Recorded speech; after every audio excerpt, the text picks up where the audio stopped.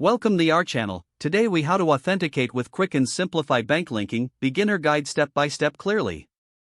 To authenticate with Quicken Simplifi bank linking, start by opening the Quicken Simplifi application on your device. Log into your account using your registered email address and password.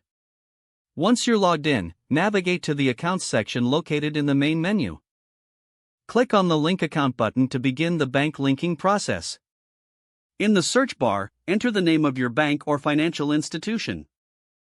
Select your bank from the list of options that appears. You will be prompted to enter your online banking credentials. Provide your username and password associated with your bank account. If your bank uses two-factor authentication, follow the on-screen instructions to receive a verification code. Enter the verification code in the appropriate field to proceed.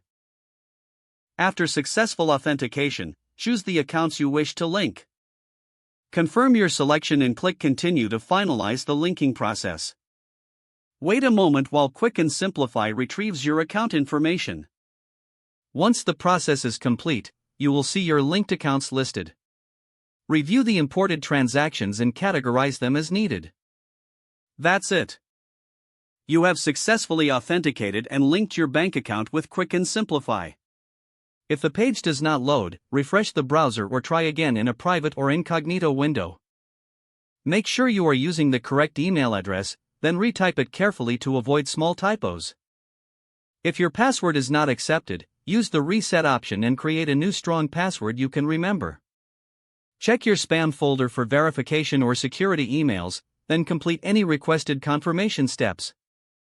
Enable two-factor authentication if available to improve account security and reduce unauthorized access risk. After signing in, review your profile details so your contact information and settings are accurate and current. If you see an error message, note it down and try again after restarting your device and internet connection. Log out when you finish, especially on shared devices, to keep your account and payment information secure. If the page does not load, refresh the browser or try again in a private or incognito window. Make sure you are using the correct email address, then retype it carefully to avoid small typos.